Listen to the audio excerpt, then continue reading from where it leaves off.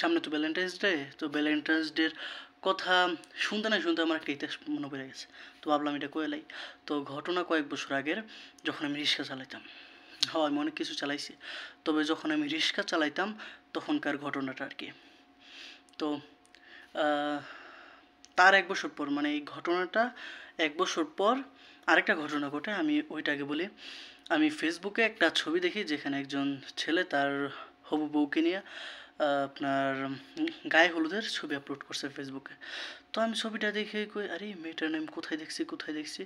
তখনই আমার মনে পড়ে, আরে তখন আমি ফেসবুকের মেসেঞ্জার থেকে বাইরে ফোন দিই যে হ্যালো ভাই, যে কয়েক বছর আগে আমি তো এই মেয়েটার নিয়ে আমি তো পার্কে গেছিলাম। তো কয়, কেন, কে বলতেছেন আপনি? ও তো রেখে গেছে। আমি বললাম ভাই পার্কে গেছিলাম বলতে আমি রিক্সা চালাই আর কি, আমি নিয়ে গেছিলাম।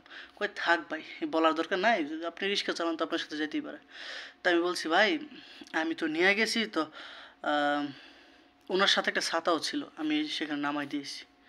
তো ভাই কয়, ভাই আপনি আমার জিজ্ঞাসা আর কি যে ভাই আপনি কি কইলেন, কথা শুনে তো আমার মাথায় আগুন ধরে গেছে। আমি বললাম ভাই আপনার বউরে জিগান বা হবু বউরে জিগান। তো উনি আমার ফোনটা কেটে সাথে সাথেই হবু বউরে জিগাইলো। তো হবু বউ বললো যে না এগুলো মিথ্যা কথা, এইগুলা সুন্দরী মেয়েদের নামে অনেকেই রটায়।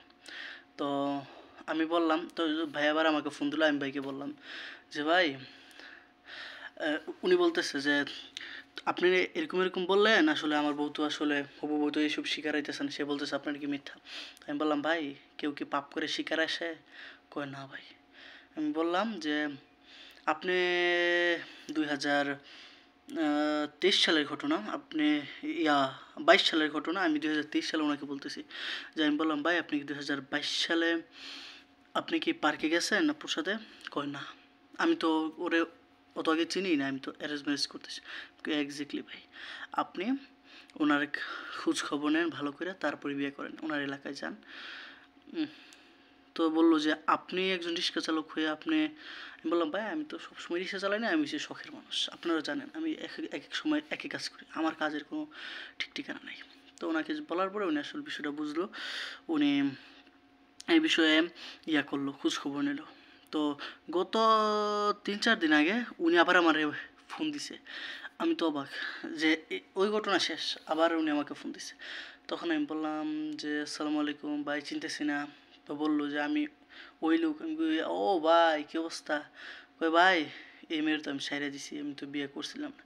আমি কই ভাই ভালো কাজ করছেন। তো আহ, তারপরে আমি বের কিছু গেলাম যে আসলে কি আপনি কী জন্য ছাড়ছেন।